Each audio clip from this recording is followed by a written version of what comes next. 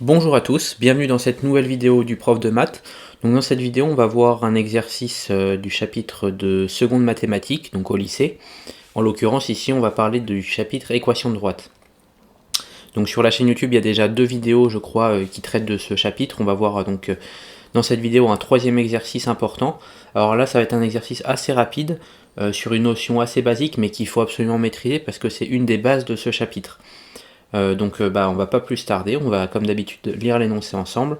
Ensuite je vais vous laisser 5 secondes sur la vidéo pour faire pause, vous essayez de résoudre l'exercice et ensuite vous refaites play pour voir ma correction et mes explications. Donc c'est parti, on nous demande quoi? Parmi les équations suivantes, quelles sont celles qui sont des équations de droite? Donc la première c'est 3y égale 2 moins 4x. La deuxième c'est moins 3 facteur de 1 plus x plus y égale 0. La troisième, c'est 1 plus y fois 1 moins x est égal à 5. Et enfin, la quatrième, c'est x fois y est égal à 5. Donc je vous laisse 5 secondes pour faire pause, et puis on se retrouve tout de suite pour la correction. C'est parti.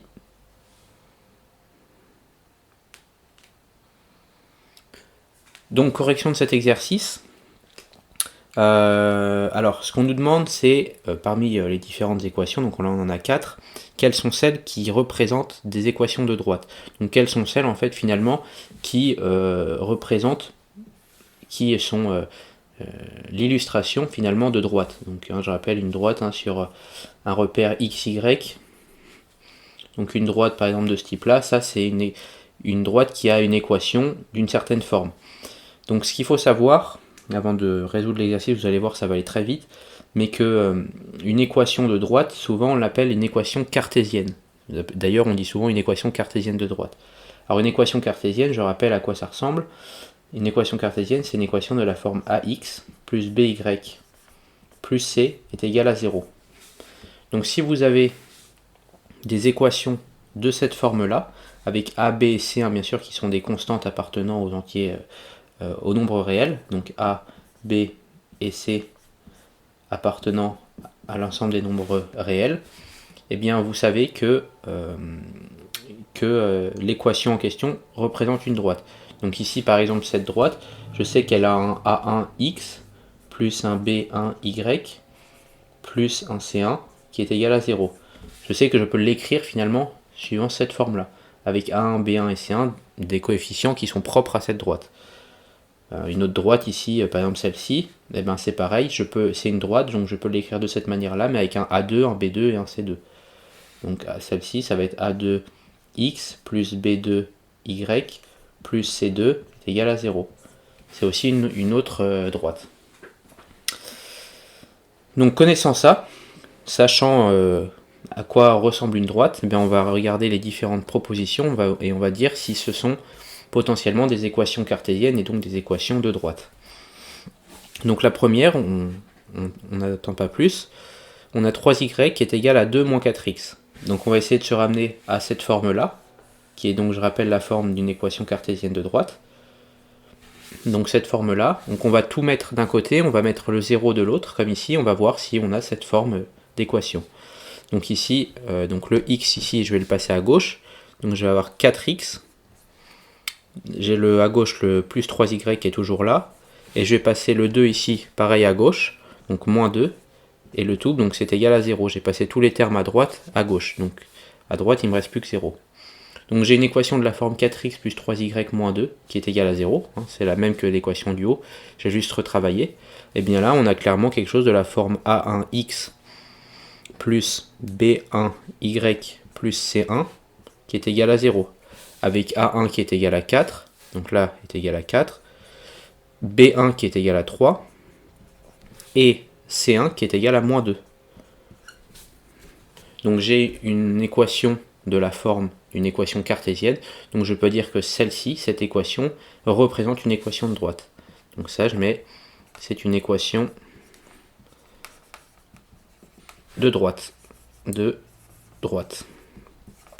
Donc finalement ça veut dire quoi? Ça veut dire que cette équation représente une droite, peu importe, je vais représenter au hasard, mais ça se trouve c'est autre chose, représente une droite dans le plan. C'est pas une courbe ou c'est pas une... Non, c'est une droite. Deuxième équation, donc pareil, on va essayer de tout mettre d'un côté, de développer, de trouver une forme de ce type-là. Si on en a une, bon bah c'est que c'est une équation de droite, s'il n'y en a pas, c'est que c'est autre chose. Donc ici j'ai un moins 3 facteur de 1 plus x que je vais développer, donc ça me fait moins 3 fois moins 1, ça me fait moins 3, moins 3 fois x, ça me fait moins 3x, plus y, qui est égal à 0. Donc, je vais arranger un peu ça pour mettre le x en premier, le y en deuxième et la constante en troisième. Donc ça me fait moins 3x, je réécris juste ici en haut en fait, hein, plus y moins 3 est égal à 0. J'ai juste remis dans l'ordre ici les différents termes. Et donc là j'ai aussi une équation de la forme a2x plus b2y plus c2 qui est égal à 0. Avec a2 qui est égal à moins 3, b2 qui est égal à 1, 1 fois y ça fait y, et c2 qui est égal à moins 3. Donc là aussi, je peux dire que celle-ci, c'est une équation de droite.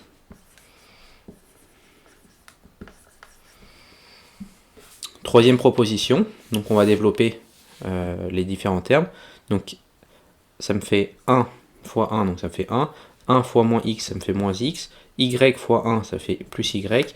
Et y fois moins x, ça fait moins yx. Est égal à 5. Ensuite, je passe tous les termes d'un côté pour avoir 0 à droite.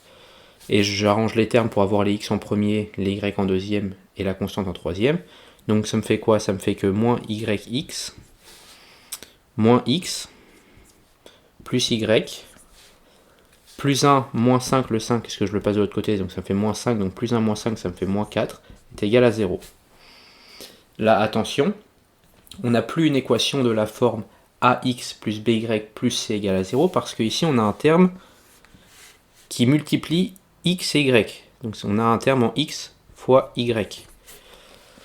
Ici on a bien x, y et une constante, mais on a aussi devant un terme qui multiplie x et y. Donc on n'est plus dans une équation cartésienne de droite, donc une équation de droite. Donc ici, attention, pas de la forme ax plus by plus c égale à 0, alors pas une équation de droite. L'équation originelle, donc 1 plus y facteur de 1 moins x égale 5, n'est pas une équation de droite. Donc voilà, ça c'est résolu. Et il nous reste la dernière, qui nous dit que x fois y est égal à 5. Donc pareil, on ramène tous les termes d'un côté, on laisse le 0 de l'autre. Donc ça me fait tout simplement xy, le 5 je le passe de l'autre côté, donc moins 5 est égal à 0. Et là vous comprenez aussi, on est dans le même cas de figure ici. On n'a pas une équation de la forme, attention, donc je mets attention, pas de la forme ax plus by plus c est égal à 0. Donc ce n'est pas une équation de droite.